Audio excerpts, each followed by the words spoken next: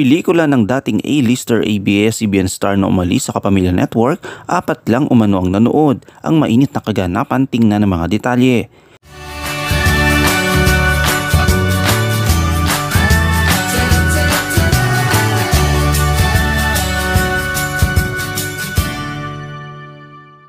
Tila umano lumanlam ang karir ng isang dating sikat na ABS-CBN matapos iwanan nito ang kanyang dating home network.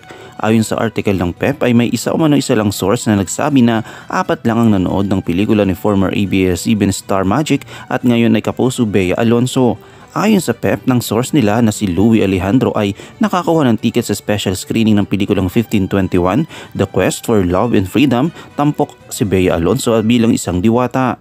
Sa kwento ni Louie sa PEP, noong October 2, Lunes, nagkaroon ng special screening ang pelikula na ito sa 200 na movie house sa buong Amerika. Ito ay isang pagkakataon dahil sabay-sabay itong pinalabas sa lahat ng sinihan sa buong Amerika. May 2 sinihan pa nga sa Arizona na kasama sa nasabing screening. Hindi nyo umano alam kung malakas na isang sinihan pero nawindang umano siya dahil 4 lang sila sa loob ng sinihan.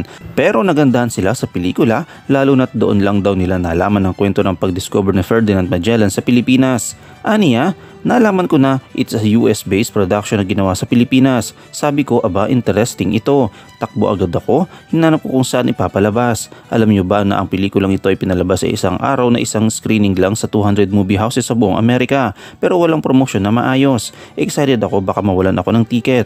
Pagdating ko, wala kang makitang tao. 5 minutes na lang, wala pa rin. Mabuti na lang may pumasok na mag-ina. Sa kasamaang palad, nag-umisa na ang movie hanggang matapos 4 pa rin kami.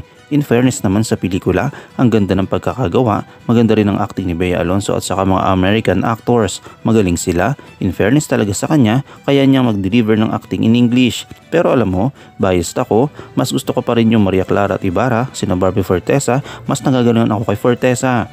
Sa Palawan, kinuna ng buong pelikulang 1521, The Quest for Love and Freedom, kung saan bahagi ng cast si Bea Alonzo kasamang ilang international actors tulad nina Danny Trejo bilang Ferdinand Magellan, Michael Copon bilang Lapu-Lapu, Costas Mandylor bilang Lorenzo at Hector David Jr. bilang Enrique, kasama rin sa pelikula si Maricel Lacsa. May natatandaan silang kwento na habang kinukunan ni Bea ang pelikula, nagtutuloy-tuloy din siya sa taping ng Startup PH. Ang kwento umanong narinig nila ay nagulat ang production staff ng Startup PH dahil pagbalik ni Bea mula sa Palawan, sila ay nagkaroon ng mas maitim na balat o nag-stan. Ito ay nadulot ng problema sa continuity ng taping dahil nagsisimula sila kay Bea na may puting balat, ngunit pagbalak nito mula sa Palawan ay meron na siyang tad na balat. Nabalita rin ito ni OG Diaz sa kanyang vlog at nagtataka siya kung bakit hindi pinupromote ni Bea ang pelikulang 1521 na nakatakdang ipalabas sa Amerika.